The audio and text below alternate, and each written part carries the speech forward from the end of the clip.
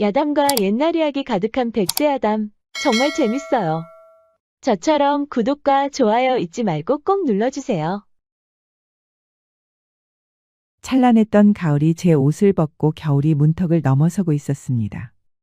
김영달은 오늘도 비어있는 쌀독을 바라보며 한숨을 쉬었지요. 오늘 하루도 겨우 입에 풀칠하며 사는구나. 나는 괜찮지만 우리 아버지만이라도 배부르며 사셔야 할 텐데. 이제 곧 겨울이 다가오는데 걱정이로구나. 김영달은 가난한 양반댁의 아들이었습니다. 아버지는 몰락한 양반이었지만 선비의 지조만은 철저히 지키고 있었지요. 아버지는 영달을 부르더니 걱정스러운 얼굴을 하며 이렇게 말했습니다. 이야, 영달아. 곧 겨울인데 속옷 하나 챙겨둔 것이 없구나. 땔감이야, 우리 영달이가 산에서 가져오기는 하는데 따뜻한 이불도 하나 없으니 이를 어찌하면 좋겠느냐. 소인이 허드렛 일이라도 하겠사옵니다, 아버지. 그러자 아버지는 영달의 손을 잡더니 한숨을 쉬었습니다. 아무리 가난하지만 우리는 선비의 후손들이다. 이 아비야, 괜찮지만 네가 몸종으로 사는 모습은 절대로 볼 수가 없구나. 그러더니 품에서 종이 하나를 꺼냈습니다. 이것이 무엇이옵니까, 아버지? 여기 적어둔 곳으로 가거라. 네가 기억할지 모르겠지만 예전에 내 밑에서 노비로 있었던 만덕이가 사는 집이다. 만덕이가 손재주가 꽤 좋았지. 벼루와 가죽 등을 팔아 부자가 되었다고 하더구나. 내가 보냈다고 하면 돈을 좀 빌려줄 것이야. 영달이 기억하는 만덕이는 늘 웃음기가 있는 몸종이었습니다. 농기구를 잘 고치면서 아버지 칭찬을 받았던 일이 떠올랐지요. 그분이 과연 돈을 빌려주겠사옵니까? 염려하지 말거라. 내가 외거 노비로 살아갈 수 있도록 배려도 해주었으니 은혜를 잊지 않고 있을 게야. 아버지는 그렇게 말씀하시고는 눈을 질끈 감았습니다. 아무리 가난하지만 몸종이었던 사람에게 돈을 빌리려니 마음이 많이 아프셨겠지요. 영달이도 안타까워 한숨이 나왔습니다. 소인이 찾아뵙고 정중히 말씀 올리겠사옵니다. 염려하지 마시고 쉬고 계십시오, 아버지. 영달이는 얼른 떠날 채비를 하였습니다. 만덕이에 대해서는 더는 입에 올리지 않았지요. 아버지가 직접 부탁할 수는 없는 노릇이고 아들을 보내야 하는 심정 또한 말할 것도 없이 많이 상하셨겠지요. 그렇게 영달이는 사흘에 걸쳐 종이에 적힌 고을에 도착했습니다. 아버지 말씀대로 만덕이는 큰 기와집에 살고 있을 정도로 부자였습니다. 자네가 누구라고? 소인은 김영달이라고 하옵니다. 아버지 함자는 김자 영자 제자 되시옵니다. 그러자 만덕이는 놀란 얼굴을 하더니 영달이를 방으로 들였습니다. 잔뜩 긴장했던 영달은 그제야 마음을 놓았지요. 날이 건강은 괜찮으십니까, 도련님? 어르신 덕분에 평안하시옵니다. 말씀 편히 하십시오, 어르신. 아닙니다. 아무리 그래도 날이 밑에 있었던 몸종이온데 그럴 수는 없지요. 그런데 어찌 나리께서는 오지 않으시고 이렇게 도련님이 오셨습니까? 영달은 힘겹게 입을 열었습니다. 아버지 대신 돈을 빌리러 왔다는 말을 입 밖으로 꺼내는 것이 쉽지 않았지요. 저런. 그런 사정이 있으시다면 진작에 저를 찾아오시지. 많은 돈은 드릴 수는 없고 바로 준비할 수 있는 돈은 1000냥입니다. 괜찮으시겠습니까? 생각지 못한 큰 돈을 준다고 하니 영달은 놀라서 얼른 고개를 숙였습니다. 1000냥씩이나 빌려주신다니 이 은혜를 어찌 갚아야 할지 모르겠사옵니다. 무슨 말씀을 그리 하십니까? 저야말로 나리의 은혜를 이제야 갚을 수 있어 기쁩니다. 일단 오늘은 1000냥과 황소 1마리를 드리겠습니다. 제가 시간이 됐을 때 나리를 찾아뵙겠다고 전해주십시오. 영달이는 감격하여 눈물이 흘렀지요. 이 은혜 꼭 갚겠사옵니다. 정말 감사합니다, 어르신. 그렇게 영달이는 1000냥이나 되는 큰 돈과 황소까지 받았습니다. 고기 반찬이 있는 진수성찬을 먹고 모처럼 배도 채울 수 있었지요. 그런데 만덕이가 황소를 끌고 가는 영달이의 뒷모습을 보더니 피식하고 웃는 것이었습니다. 배은망덕한 놈. 감히 아들놈을 보내서 돈을 빌리다니. 김영재 이놈. 네 놈만 생각하면 피가 거꾸로 솟는구나. 만덕이가 주먹을 불끈 쥐며 분노하고 있는데 식솔인 광태가 다가왔습니다. 광태야. 저놈을 쫓아가서 내가 준 천냥을 빼앗고 오거라. 그리고 저 아들놈도 반죽이 되도록 패고 와야 할 것이야. 광태는 희죽 웃더니 고개를 숙였습니다. 알겠사옵니다, 나리. 저 황소는 어찌할까요? 어차피 병든 황소라서 얼마 못 가서 죽을 것이야. 황소를 끌고 가야 천천히 갈 것이고 그래야 광태 니놈이 빨리 따라잡을 것이 아니냐? 그런데 나리, 저놈이 무슨 짓을 했길래 그러시옵니까? 저놈의 아비 때문에 내 귀한 딸까지 잃었단 말이다. 밤새 밭일을 시키는 것도 부족해서 허수아비까지 시켰던 아주 고약한 놈이야.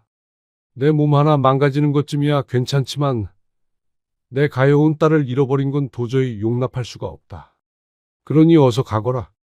알겠사옵니다, 나리. 영다리는 만덕이의 이런 사연도 모른 채 콧노래를 부르고 있었습니다. 아버지가 아시면 많이 기뻐하실 것이야. 아버지 심성이 좋으셨으니 망정이지 괴팍한 분이셨으면 아마 날 내쫓고 소금도 뿌렸겠지. 역시 아버지는 마땅히 존경받을 분이었어. 영다리는 그렇게 즐거운 마음으로 황소를 끌고 가고 있었습니다. 겨울을 알리는 냉기가 볼살을 매섭게 스치고 지나갔지만 기뻐하실 아버지의 얼굴이 아른거리니 마냥 좋기만 하였지요. 그렇게 한참 걷고 있던 영다리는 연못 근처 뒤로 보이는 정자를 바라보았습니다. 한때는 아버지가 건넨 책을 정자에서 읽으며 선비의 지조를 마음속에 새긴 적이 있었지요. 그렇게 사색에 빠지고 있는 그때 건너편 연못가에 웬 비구니 한 명이 천천히 걸어오는 것이었습니다. 영다리는 설마 했으나 어느새 비구니의 발목까지 물에 잠긴 것이었습니다. 놀랍게도 비구니가 스스로 연못가 안으로 들어가고 있는 것이었습니다. 비구니의 얼굴은 시리에 빠진 것처럼 보였고 누가 소리를 질러도 못 알아들을 정도였습니다. 스님이 대체 뭐하고 있는 게야? 설마 비구니가 스스로 목숨을 끊으려고 한 것일까? 영다리는 이대로 천냥과 황소를 가지고 집으로 돌아가면 그만이었습니다. 하지만 연못가로 들어가는 비구니가 마음에 걸렸지요. 설마 아니겠지. 스님이라면 그 누구보다 목숨을 귀하게 여겨야 하거늘. 그런 선택을 할 리가 없어. 어서 돌아가서 아버지에게 천냥과 황소를 보여드려야지. 영다리는 그대로 몸을 돌려 고향이 있는 곳으로 걸어갔습니다. 황소도 배가 고픈지 얼른 집으로 가자고 보채는 것 같았지요. 하지만 영다리는 쉽게 발이 떨어지지 않았습니다. 결국 영다리는 한숨을 푹 하고 쉬고는 다시 고개를 돌려보았습니다. 건너편에 있던 비구니가 온데간데 없는 것이었습니다. 깜짝 놀란 영다리는 얼른 비구니가 있던 곳으로 뛰어갔습니다. 건너편까지 가려면 한참 뛰어야 했습니다. 황소는 묶어놓지도 않고 그대로 방치한 채 정신없이 달린 것이었지요. 예상대로 비구니는 스스로 연못가 안으로 걸어 들어간 것이었습니다. 영다리는 물속으로 들어가 비구니를 어렵게 건졌습니다. 아이고 이를 어째. 스님, 어여 정신 차리십시오. 영다리는 얼른 스님을 업고 의원이 있는 곳으로 뛰었습니다. 의원이 진단해 보니 비구니는 충격을 받고 잠시 기절한 것이었지요. 세상에. 어찌 스님께서 스스로 생을 마감하려고 했단 말인가. 이 업보를 어찌 씻어내려고 이러시나. 영다리는 뒤늦게 황소를 데리고 근처 주막에서 하룻밤을 보냈습니다. 다음 날 아침 깨어난 비구니는 영다리에게 고개를 푹 숙였습니다. 정말 송구합니다. 부처님의 가르침을 저버리는 어리석은 짓을 했습니다. 부디 용서하소서. 아닙니다, 스님. 누구에게나 사연이 있는 법이지요. 지금이라도 법규를 잊지 마시고 수행에 임하시면 되는 일입니다. 그보다 어쩌다 그런 선택을 하신 겁니까? 비구니는 눈물을 뚝뚝 흘리며 천천히 입을 열었습니다. 실은 저는 부처님의 제자가 될 자격이 없습니다. 어릴 적에 부모님을 잃고 거지처럼 살다가 어쩔 수 없이 절에 들어갔지요. 수행할 준비도 안 된 채 마음속으로 괴로워하다 병을 얻었습니다. 약재를 살 돈도 없으니 그저 앞이 캄캄했습니다. 결국 제가 가야 할 곳은 하나밖에 보이지 않았습니다. 영다리는 비구니의 사정이 안타까워 한숨이 나왔습니다. 약재를 살 돈이 없어서 스스로 목숨을 버리다니. 하루 세 끼도 먹기 힘들 정도로 가난한 영다리도 측은한 마음이 들기는 마찬가지였지요. 스님, 약재를 살 돈이 없어서 목숨을 버리는 일은 정말 무모합니다. 저에게 돈이 있으니 의원님에게 진단을 더 받아보시죠. 의원이 진단하니 비구니의 몸은 많이 안 좋았습니다. 영양실조까지 있어서 약재만으로는 치료가 힘들어 보였지요. 만덕 어르신이 주신 천냥을 이대로 써야 하나. 아버지에게 갖다 드려서 조금이나마 효도를 해야 할 텐데. 이를 어쩐다. 고민하던 영다리는 결국 품에서 천냥을 꺼냈습니다. 아버지한테는 황소 한 마리만 받았다고 해도 좋아하실 거야. 이대로 스님을 죽게 둘 수는 없지. 아버지도 이해하실 거야. 그렇게 영다리는 비구니에게 가진 전 재산인 천냥을 건넸습니다. 이렇게 많은 돈을 어찌 저에게 주실 수 있습니까? 저는 받지 못합니다.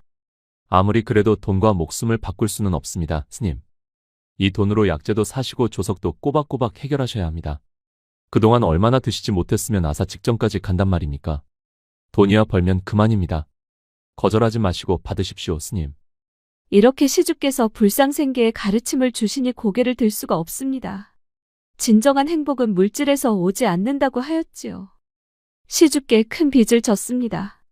정말 고맙습니다. 그때 밖에서 엿듣고 있던 사람이 있었으니 바로 만덕이가 보낸 광태였습니다.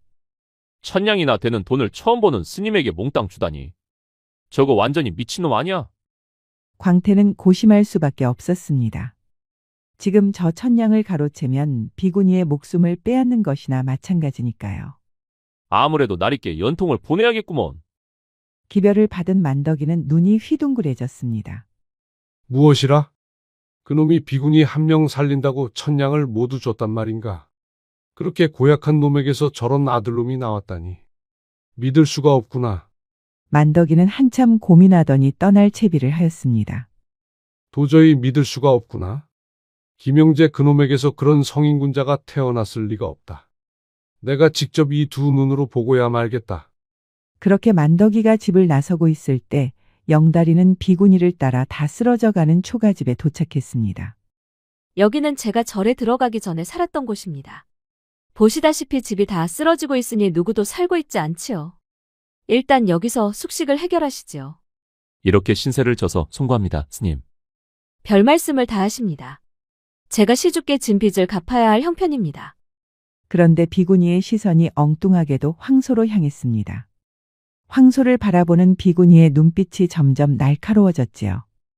왜 그러십니까, 스님? 아무래도 이 황소는 병이 든 것 같습니다. 그것이 무슨 말씀입니까? 아까부터 걷는 자세가 이상하다 했는데 소의 눈빛과 털의 윤기가 정상적이지 않습니다. 그것을 스님께서 어찌 아십니까? 아버지가 어릴 적부터 노비셨는데 소를 많이 키우셔서 병이 있는지 바로 알아채셨지요. 저는 아버지를 따라다니면서 어깨 넘어 배웠습니다. 비구니는 얼른 산으로 가더니 약초 하나를 캤습니다. 그리고 의원에게 약물 처방전까지 받아와 약재를 다리는 것이었습니다. 이대로 가다가는 죽을 것이 분명합니다. 이것은 소나 말에게 먹이면 좋은 약초지요. 황소는 염을 씹듯이 약초와 약재를 부지런히 먹는 것이었습니다. 비구니는 황소를 매만지며 활짝 웃었지요. 산에서 약초를 캐는 것이 참 오랜만입니다. 제 눈이 정확하다면 소가 죽을 일은 없을 겁니다.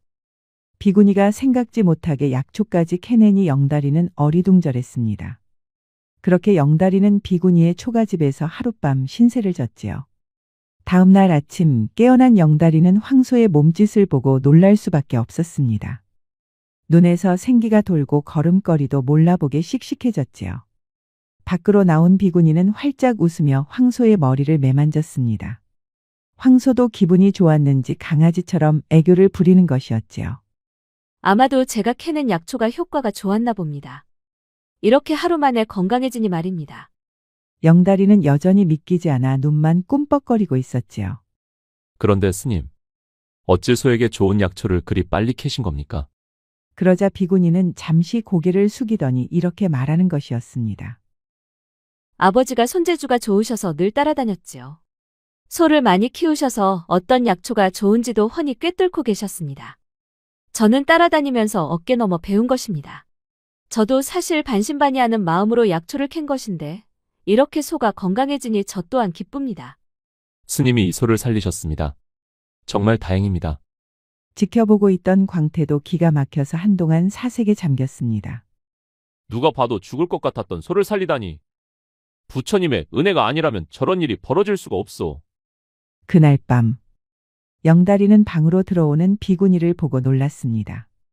이제 비구니가 아닌 아리따운 여인의 모습이었지요. 제 이름은 이혜령입니다. 제 목숨을 구하셨으니 이제 저는 나리의 여인입니다. 부디 받아주십시오. 아이고, 스님. 이게 무슨 말씀입니까? 부처님의 가르침은 어쩌시고요? 저는 애초부터 부처님의 제자가 될 자격이 없었습니다. 이미 불상생계의 가르침마저 어기지 않았습니까? 이제는 평범한 여인으로 돌아가려고 합니다. 나리를 따라 어디든 가겠습니다. 영다리는 예령의 외모를 보고는 얼굴이 빨갛게 달아올랐습니다. 비구니 때와 비교할 수 없는 완전히 다른 자태의 미인이었으니까요. 예령은 조심스럽게 영다리에게 다가와 품에 안겼습니다. 그동안 입에 풀칠하느라 여인의 온기조차 잊고 살았던 영다리였지요. 예령 역시 그간 힘들었던 비구니의 삶을 모두 잊기로 하였습니다. 밖에서 지켜보던 광태는 만덕의 지시도 까마득히 잊은 채 흐뭇하게 바라보고 있었습니다. 기별을 받은 만덕이는 또 한 번 놀랄 수밖에 없었습니다. 무엇이라? 죽어가는 소를 살렸다니. 대체 이게 무슨 말이더냐? 빨리 그 영달이라는 놈이 무엇을 하는지 봐야겠다. 그렇게 영다리는 왼손으로는 예령의 손을 잡고 오른손으로는 여전히 애교를 부리는 황소의 고삐를 잡고 고향으로 돌아왔습니다. 근심이 많았던 아버지는 밖으로 나왔다가 깜짝 놀랐습니다. 만석이에게 돈을 빌리러 갔던 영달이 웬 아리따운 여인과 황소를 데리고 왔으니 말이에요. 자초지종을 들은 아버지는 크게 감탄하였습니다. 정말 잘하였구나. 역시 영달이 너는 선비의 후손이로구나. 만덕이 어르신이 주신 돈을 모두 예령에게 주었사옵니다. 정말 송구하옵니다, 아버지.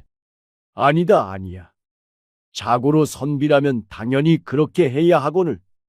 아마도 다른 사내였다면 강물로 들어가는 스님을 그냥 무시했을 것이니라. 정말 내 아들답구나. 아버지는 옆에 있던 예령의 손도 따스하게 잡아주었습니다. 그동안 얼마나 고생이 많았느냐. 과거의 일은 중요치 않다. 이건 분명히 내 아들과의 인연이 분명하다. 두 사람이 서로 아끼고 위하는 마음이 지극하니 어찌 반대할 수 있겠느냐. 부디 백년해로 하거라. 과거의 제 삶을 부끄럽게 여기지 않으시고 이리 따스히 품어주시니 그 은혜를 어찌 다 갚겠사옵니까? 평생토록 도련님을 내조하며 아버님을 부모처럼 모시고 살겠사옵니다. 정말 감사하옵니다, 아버님. 그렇게 영다리는 예령과 조촐하게 혼인하였습니다. 예령은 신혼 첫날 밤 영다리 품에 안기며 이렇게 말했습니다. 서방님은 제 생명의 은인이십니다. 시리에 빠진 저를 구해주시고 이렇게 저를 부인으로 맞이하시니 몸둘 바를 모르겠습니다. 부인이야말로 제 은인이요. 저처럼 가난한 선비와 어떤 여인이 혼인하려고 하겠소. 그러자 예령이 영달을 지그시 바라보았습니다. 눈에서는 희망 섞인 빛이 감돌고 있었지요. 서방님. 내일 당장 제가 살았던 초가집으로 가시지요. 뒤에 작은 땅이 하나 있으니 거기서 농사를 짓는 게 어떻습니까? 농사라고 하였소. 부인도 알겠지만 저는 농사 지을 줄 모른다오. 게다가 그 힘든 농사를 어찌 부인과 제가 할 수 있겠소. 염려하지 마십시오. 서방님이 데려오신 황소가 있지 않사옵니까? 정확할지 모르겠지만 황소로 농사를 하는 아버지를 본 적이 있습니다. 아무리 그래도 우리가 할 수 있겠소. 농사는 절대 쉬운 것이 아니오, 부인. 일단 부딪혀보는 것이지요. 제가 근방에 사는 몸종들한테 배워서라도 농사를 짓겠습니다. 서방님도 함께 하시지요. 그렇게 영달은 예령과 함께 열심히 농사를 짓기 시작했습니다. 약초를 먹은 황소는 여전히 신이 나는지 지치지도 않고 쟁기를 열심히 끌고 다녔지요. 썰의질도 어찌나 씩씩하게 하는지 지켜보던 영달과 예령도 신기할 정도였지요. 그렇게 달포가 지난 어느 날 누군가 영달과 예령의 집을 찾아왔습니다. 지나가는 나그네 올시다. 신세 좀 져도 되겠소이까? 영달과 예령은 한바구음을 지으며 나그네를 맞아주었지요. 나그네는 바로 만덕이가 보낸 광태였습니다. 영달과 예령의 오붓한 정을 나누고 싶었을까요? 광태도 갑자기 부인 생각이 난 것이었지요. 나도 한때는 부인과 열렬히 사랑했었지. 요즘 매일 바가지만 긁는데 갑자기 부인이 그리워지네. 다음 날 아침, 광태는 예령이 준 국밥을 맛있게 먹고 있었습니다. 막걸리 한 잔을 걸치고 감탄하는데 누군가 어깨를 강하게 내리치는 것이었습니다. 어느 놈이냐? 뒤를 돌아보니 만덕이가 무섭게 노려보고 있었습니다. 아이고, 나리께서 어인일로 여기까지 오셨사옵니까? 돈을 빼앗으라고 보냈더니 지금 여기서 뭐 하고 있는 게야? 저 아들놈을 반죽으로 만들라고 일렀지 않았느냐? 송구하옵니다, 나리. 비구니에게 준 돈을 차마 가로챌 수가 없었사옵니다. 영달이 저놈이 비구니와 계속 같이 있어서 접근조차 할 수가 없었사옵니다. 만덕이는 혀를 끌끌 찼습니다. 이런 한심한 놈을 봤나? 그렇게 사내가 마음이 여려서 어디다 쓴단 말이냐? 오늘 밤에 저놈들이 가진 돈을 전부 빼앗거라. 알겠느냐? 광태는 놀라서 만덕이를 빤히 쳐다보았지요. 지금 도둑질을 하란 말씀이옵니까? 무엇이라? 언제부터 내가 시키는 일에 토를 달았단 말이더냐? 그 천냥은 내가 준 것이었어. 이놈이 까마귀 고기라도 잘못 먹었나?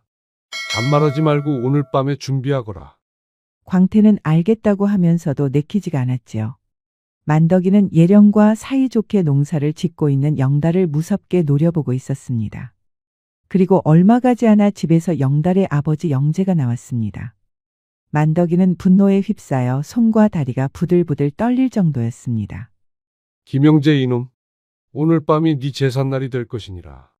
만덕이는 금방 주막에서 막걸리로 목을 축이고 있었습니다. 몸종으로 일하던 시절이 생각이 나면서 잊고 있었던 감정이 떠오르는 것이었지요. 술에 취한 만덕이는 비틀비틀 걷다가 영달의 집 앞까지 왔습니다. 그곳에서는 예령이가 오늘 수확한 벼와 콩을 열심히 마당으로 옮기고 있었지요.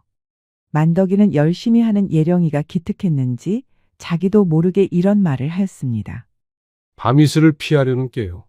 그러자 예령이는 만덕이가 누군지도 모르고 환하게 웃었습니다. 그렇사옵니다, 어르신. 가만히가 남은 것이 없어서 집신으로라도 덮으려고 하옵니다. 그거 참 정성이 갸륵하구먼.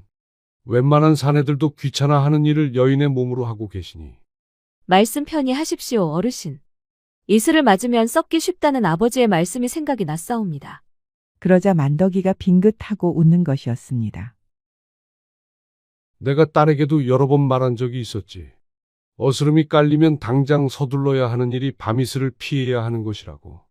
가만히가 아니면 집신으로라도 덮어야 썩는 것을 피할 수 있다고 말이야. 한 톨이라도 상할까 노심초사하면서 정성껏 감싸야 한다고 말했었지. 만덕이는 금세 눈가가 촉촉해졌지요. 따님이 어떤 분인지 모르겠사오나 참 좋은 아버지가 있으셔서 부럽사옵니다. 살기가 가득했던 만덕이는 어느새 인자한 미소를 짓고 있었습니다. 예령이는 흐르는 땀을 닦으며 수확한 벼와 콩을 계속 마당으로 옮기고 있었지요. 지켜보던 만덕이는 흐르는 눈물을 닦으며 발길을 돌렸습니다. 내가 지금 무엇을 하는 게야? 저놈들 싹을 모두 없애버려도 속이 시원치 않을 판에. 그렇게 만덕이는 광태를 데리고 다시 영달의 집 앞에 도착했습니다. 잘 듣거라. 내가 말하기 전까지는 움직이지 말거라. 김영재 이놈이 얼마나 큰 죄를 저질렀는지 똑똑히 일러둘 것이니 이후에 저놈들이 가진 돈을 모두 빼앗거라. 알겠느냐? 알겠사옵니다, 나리. 만덕이는 아무런 말도 없이 집으로 불쑥 들어왔습니다. 문을 벌컥 열고 들어갔더니 영재만 방에 앉아 있었지요. 이제 나이가 든 영재는 기력이 많이 쇠한 것처럼 보였습니다. 정말 오랜만입니다, 대감마님. 저를 알아보시겠습니까? 영재는 쇠한 얼굴로 만덕이를 바라보았습니다. 자네는 만덕이가 아닌가? 어찌 여기까지 왔는가? 그렇습니다. 대감마님 때문에 몸도 마음도 망가진 그 만덕이가 맞습니다. 그게 무슨 말인가? 기억나지 않으십니까? 밤새 밭일을 시키고 그것도 모자라서 저에게 허수아비 노릇까지 시키셨지요. 제 몸 하나 망가지는 건 상관하지 않습니다. 하지만 그런 제가 걱정돼서 따라온 딸내미가 사라졌단 말입니다. 알고는 계셨습니까? 놀란 영재는 탄식하더니 슬픈 얼굴을 하고 있었습니다. 나를 많이 원망했겠구먼. 그래서 병든 소를 줬던 겐가? 만덕이는 참았던 울분을 토하더니 결국 울음을 터뜨렸습니다. 그렇습니다. 대감마님의 아들놈에게 돈을 빼앗고 죽도록 패라고 하였습니다. 이제 대감마님의 죄를 인정하십니까? 영재는 서글퍼서 고개를 숙여 눈물을 흘렸습니다. 광태야, 있는 돈이라는 돈은 모두 빼앗고 이 집도 불태워버리거라. 그런데 그때 밖에서 듣고 있던 예령이 문을 벌컥 열고 들어왔습니다. 어르신, 그 벌을 제가 대신 받겠사오니 부디 아버님을 용서하소서. 자네가 나설 일이 아닐세. 광태야, 무엇을 하느냐? 어여 돈이라는 돈은 모두 빼앗으라고 하지 않았느냐? 저는 서방님 덕분에 목숨을 구했사옵니다. 서방님이 생명의 은인이거늘 어찌 아버님 또한 저의 은인이 아니겠사옵니까? 부디 저를 봐주셔서 자비를 베풀어 주시옵소서. 하지만 만덕이는 물러설 수가 없었습니다. 광태를 시켜 예령을 끌어내려는 것이었지요. 그런데 만덕이가 무심코 고개를 돌렸다가 눈이 휘둥그레진 것이었습니다. 바로 예령의 발등에 있는 흉터 때문이었습니다. 도끼가 가득했던 만덕이의 눈빛이 크게 흔들리고 있었습니다. 자네, 그 흉터는 어디서 난 겐가?